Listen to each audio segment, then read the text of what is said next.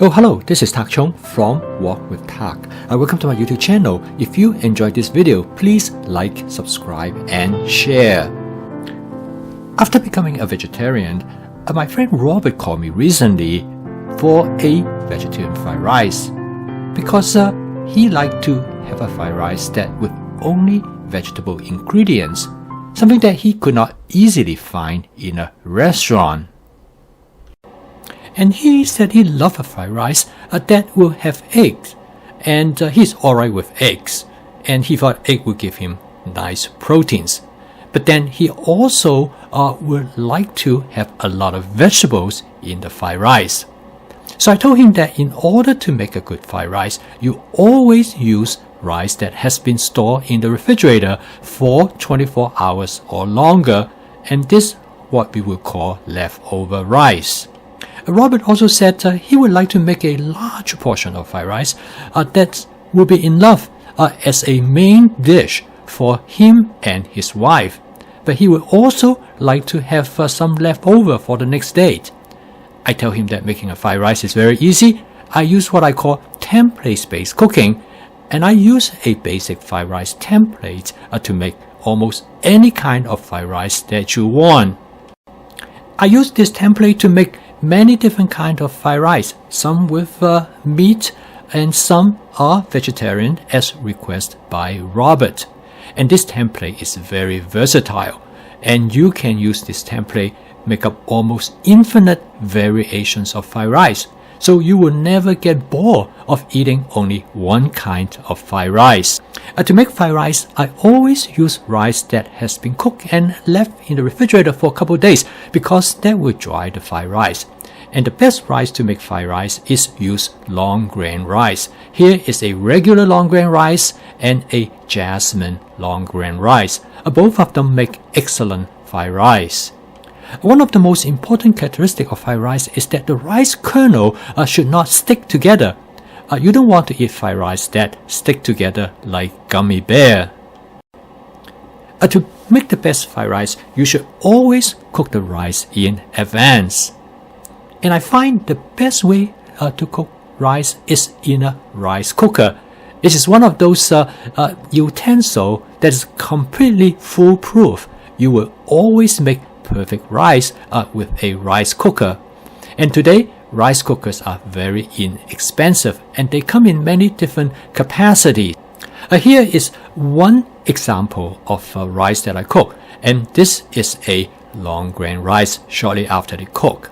But after you put it in the refrigerator for about 48 hours, you can see the rice kernel become more distinct, and this allows you to make much better fried rice. And the reason long grain rice works better in fried rice because they absorb less moisture. So when you store them in the refrigerator, they dry much faster. The general rule of thumb is that you should not use any cooked rice until they have been stored in the refrigerator, at least overnight. However, rice has a good shelf life. Most of rice, you can store them in the refrigerator for up to 4 or 5 days without any problem. In some cases, you can store them up to 10 days. You can tell spoiled rice very easily by just simply sniff them. And the best way to cook fried rice is to cook them in a wok. And here I use 2 tablespoons of cooking oil, and I use canola oil. You can use any oil that you like, as long as it has a high smoking point. And the best wok to use for cooking fried rice is a 14-inch wok. You do not want to use a wok that is too small, because otherwise when you stir the fried rice, there's a tendency for the rice to spill out. I'm going to use 6 eggs to cook this fried rice. Now that seems like a lot of eggs, but I'm going to make this fried rice to be my main dish for dinner. So the 6 eggs will provide the amount of proteins that I need. Now it is important when you fry the egg do not stick to the bottom of the wok. And in this case, I season my wok, use my smart seasoning method that will create a non-stick cook surface. Please take a look at this video to learn more about this truly wonderful seasoning method.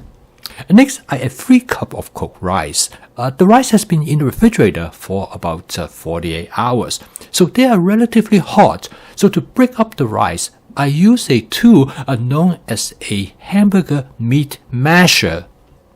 And this tool is designed for break up hamburger meat, particularly when you make a chili or spaghetti sauce. And this is a commonly used kitchen tool. I remember the first time when I saw my friend Sandy using it, it occurred to me this would be an excellent tool for breaking up rice to make fried rice. In the past, I used a wok spatula to carry out this function, and inevitably, I make a mess and spill a lot of rice out of the wok. I then add about 1 cup of frozen vegetables. I take the vegetables directly out from the freezer and add them to the wok. And it turned out that it is much better to do it this way than thaw them out first, because using this method, the vegetable actually stay more intact. In fact, their texture is more like fresh vegetables rather than a vegetable that normally has been frozen. If I thaw them out in advance, they turn out to be rather mushy. So basically, the strategy is to thaw them out while you stir fry them. And this is the reason why this fried rice dish is so simple to cook, because you don't really have any prep to do. And that's why you can cook this dish so quickly. All you have to do is some cooked rice that you have stored in the refrigerator. So right here, you can see the importance of a wok that are of sufficient size. This wok is a 14-inch wok. You can see right here, the wok is getting really full. If you use a frying pan or a skillet to cook fried rice, you can cook only a small portion of this rice because there's no way for you to stir them without having them spilled out of the cooking utensil. Another important trick that I want to tell you is the importance of a wok spatula. This makes stir frying far more efficient. One common way to season the fried rice is to use some soy sauce. Here I use about 2 tablespoons of soy sauce. However, there are many other ways to season the fried rice. And one way I find seasoning the fried rice is very delicious is to use my basic seasoning mix. You can take a look at this video to see what are the components in this seasoning mix. This seasoning mix is designed to enhance the natural flavor of the ingredients without overpowering them. And another purpose of using this seasoning mix is to enhance the umami flavor of the fried rice. In this case, I further enhance the umami flavor by add about 1 tablespoon of oyster sauce. Both the oyster sauce and soy sauce are great what is known as foundational sauce. They provide the foundational flavor of the dish, but you can make further adjustment to the dish by adding other type of sauces or seasoning agents in flavor chasing, which is one of the key components of my fast cooking system. And the word fast is the 4 attributes that include flavor chasing, advanced prepping, stir frying, and template-based cooking. Food is all about flavor, and it is very clear that we love flavor first before we love food. And by altering the flavor of this fried rice, you can achieve new culinary experience that you might not even know that it exists.